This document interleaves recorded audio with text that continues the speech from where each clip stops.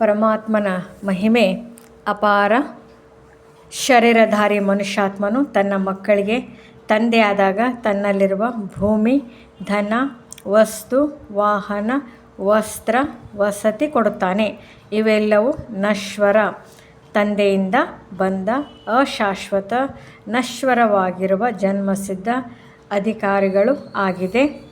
ಶಾಶ್ವತನಾದ ಅಮರನಾಥನಾದ ನಶ್ವರನಲ್ಲದ ಈಶ್ವರನಿಂದ, ವಿಶ್ವೇಶ್ವರನಿಂದ, ಸರ್ವ ಆತ್ಮರ ತಂದೆಯಿಂದ, ಜ್ಞಾನ ಸಾಗರನಿಂದ, ಶಾಂತಿಯ ಸಾಗರನಿಂದ, ಸುಖದ ಸಾಗರನಿಂದ, ಪ್ರೇಮ ಸಾಗರನಿಂದ, ದಯಾ ಸಾಗರನಿಂದ ಮನುಷ್ಯಾತ್ಮರಿಗೆ ಶಾಶ್ವತವಾದ ಅಮರವಾದ ನಶ್ವರವಲ್ಲದ ಜ್ಞಾನ, ಸುಖ, ಶಾಂತಿ, ಐಶ್ವರ್ಯ, ಆಯುಷ್ಯ, ಆರೋಗ್ಯಗಳು ಇತ್ಯಾದಿ ಸಕಲಗಳನ್ನು ಅನೇಕ ಜನ್ಮಗಳವರೆಗೆ ಬೇಕಾಗುವ ಈಶ್ವರ್ಯ ಜನ್ಮಸಿದ್ಧ ಅಧಿಕಾರಿಗಳನ್ನು ಸಹ ಮಾನವನು ಪರಮಾತ್ಮನಿಂದಲೇ ಪಡೆಯಬೇಕು. ಬೇರೆ ಯಾವ ಮಾನವನಿಗೆ ಶಾಶ್ವತವಾದ ಹಕ್ಕನ್ನು ಕೊಡಲಾರ. ಏಕೆಂದರೆ ಋಷಿಯಿಂದ ರಾಜನವರೆಗೆ ಎಲ್ಲ ಮಾನವರು ಪರಮಾತ್ಮನಿಂದ ಬೇಡುವವರು ಆಗಿದ್ದಾರೆ.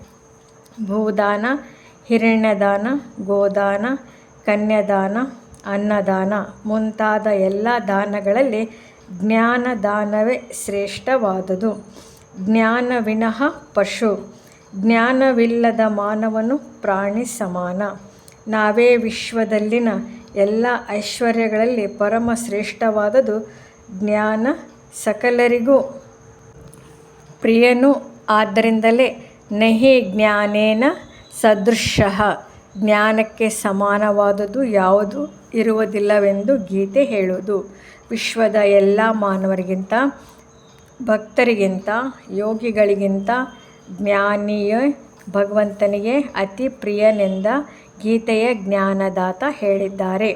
ಜ್ಞಾನಸಾಗರನಾದ ಭಗವಂತನಿಂದ ಪ್ರಾಪ್ತಿಸಿ ಮಾಡಿಕೊಳ್ಳಬಹುದಾದ ಈಶ್ವರೀಯ ಜನ್ಮಸಿದ್ಧ ಅಧಿಕಾರಗಳಲ್ಲಿ ಜ್ಞಾನವೇ ಪರಮ ಶ್ರೇಷ್ಠ. ಜ್ಞಾನಗಳಲ್ಲಿ ಹಲವು ವಿಧ.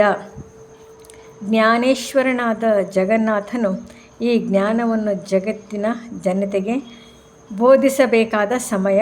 ಜಗತ್ತಿನ ಜನತೆಯಲ್ಲಿ ಜ್ಞಾನರಹಿತವಾದ ಜನತೆ ಅಜ್ಞಾನಿಗಳಾದಾಗ ಅಜ್ಞಾನದ ಮಹಾರಾತ್ರಿಯಲ್ಲಿ ಶಿವ ಪರಮಾತ್ಮನು ಪ್ರಜಾಪಿತ ಬ್ರಹ್ಮನನ್ನೇ ರಚನೆ. ಅಜ್ಞಾನದ ಮಹಾರಾತ್ರಿಯಲ್ಲಿ ಶಿವ ಪರಮಾತ್ಮನು ವಿಶ್ವ ಕಲ್ಯಾಣಾರ್ಥವಾಗಿ ಸರ್ವಶ್ರೇಷ್ಠವಾದ ತ್ರಿಕಾಲ ಜ್ಞಾನವನ್ನು ಶಿವಗಣಗಳಿಗೆ, ಶಿವಭಕ್ತರಿಗೆ ಅನುಗ್ರಹಿಸಿದನೆಂದು ಶಿವಪುರಾಣ ಸಾರುತ್ತದೆ. ಈಶ್ವರನಿಂದ ಬೋಧಿಸಲ್ಪಟ್ಟ ಈಶ್ವರ್ಯ ಜನ್ಮಸಿದ್ಧ ಅಧಿಕಾರದಲ್ಲಿ ಶ್ರೇಷ್ಠವಾದ ತ್ರಿಕಾಲ ಜ್ಞಾನವನ್ನು ಜನತೆ ಹೊಂದಿದಾಗ ಅಜ್ಞಾನ ತೊಲಗಿ ಮಹಾಶಿವರಾತ್ರಿ ಆಗುವುದು. ಅದರ ಕುರುಹಿನ ನೆನಪೇ ಶಿವರಾತ್ರಿ. ಪರಮಾತ್ಮನು ಜನತೆಗೆ ಜ್ಞಾನ ಬೋಧಿಸಲು ಆದರೆ ಶರೀರವಿಲ್ಲದೆ ಯಾರೂ ಏನೂ ಹೇಳಲು ಆಗುವುದಿಲ್ಲ. ಈಶ್ವರನು ಅಶರೀರಿ, ಪರಮಾತ್ಮ ಜನ್ಮ ಪಡೆಯುವಂತಿಲ್ಲ. ಅದಕ್ಕೋಸ್ಕರ ಪರಕಾಯ ಪ್ರವೇಶ, ಅನ್ಯಥಾ ಬೇರೆ ಮಾರ್ಗವಿಲ್ಲ. ಸೂಕ್ಷ್ಮ ದೇವತೆಗಳ ಶರೀರ ಪಡೆಯಲು ಅವರ ಸೂಕ್ಷ್ಮ ಶರೀರದಲ್ಲಿ ಧ್ವನಿಪೆಟ್ಟಿಗೆ ಇರುವುದಿಲ್ಲ. ಆದುದರಿಂದ ಮಾನವ ಶರೀರ 1937 ಆಧಾರವಾಗಿ ಪಡೆದು ಆ ಮಾನವನಿಗೆ ಬ್ರಹ್ಮ ಎಂದು ಹೆಸರಿಸಿ ಶಿವನ ದಿವ್ಯ ಅವತರಣೆ 5000 ವರ್ಷದ ಹಿಂದೆ ಆಗಿತ್ತು. ಜ್ಞಾನ ಬೋಧಿಸಲು ಶರೀರದ ಅಂಗಾಂಗಗಳ ಅವಶ್ಯಕತೆ ಇಲ್ಲ. ಶರೀರದಲ್ಲಿ ಶಿರವೇ ಪ್ರಧಾನ. ಆ ಶಿರಸ್ಸೇ ಶಿವನ ಆಭರಣ. ಆ ಶಿರಸ್ಸನ್ನು ಎಂದು ಪರಮಾತ್ಮನು ಧರಿಸಿದನೋ ಅಂದೇ ಶಿವರಾತ್ರಿ.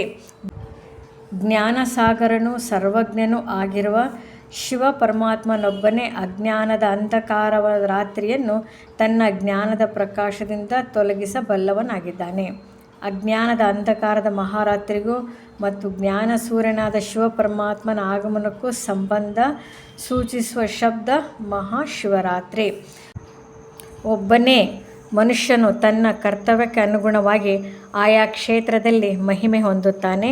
ಅಂದರೆ ನ್ಯಾಯಾಧೀಶನಾಗಿರುವ ಮನುಷ್ಯನು ತನ್ನ ಮಡದಿಗೆ ಗಂಡನಾಗಿ, ಮಕ್ಕಳಿಗೆ ತಂದೆಯಾಗಿ, ತನ್ನ ಹೊಲದಲ್ಲಿರುವ ಒಕ್ಕಲಿಗನಿಗೆ ಧಣಿಯಾಗಿ, ನೆರೆಹೊರೆಯವರಿಗೆ ಸ್ನೇಹಿತನಾಗಿ ಮಹಿಮೆ ಮಾಡಲ್ಪಡುತ್ತಾನೆ. ಹೀಗೆ ಶಿವ ಪರಮಾತ್ಮನು ಸಹ ವಿಶ್ವದಲ್ಲಿ ವಿಶ್ವ ಕಲ್ಯಾಣಾರ್ಥವಾಗಿ ಅವತರಿಸಿ ಮಾಡಿರುವ ತನ್ನ ಕರ್ತವ್ಯಗಳಿಗೆ ಅನುಗುಣವಾಗಿ ಮಾನವರಿಂದ ಮಹಿಮೆ ಮಾಡಿಸಿಕೊಳ್ಳುತ್ತಾನೆ. ಅವರ ಆತ್ಮರೆಲ್ಲ ರಜೋ ತಮೋ ಸತೋ ಗುಣಿಗಳು, ಅವರಲ್ಲಿ ಗುಣಗಳ ಪರಿವರ್ತನೆ ಆಗ್ತಾ ಇರ್ತದೆ. ಓಂ ನಮಃ ಶಿವಾಯ.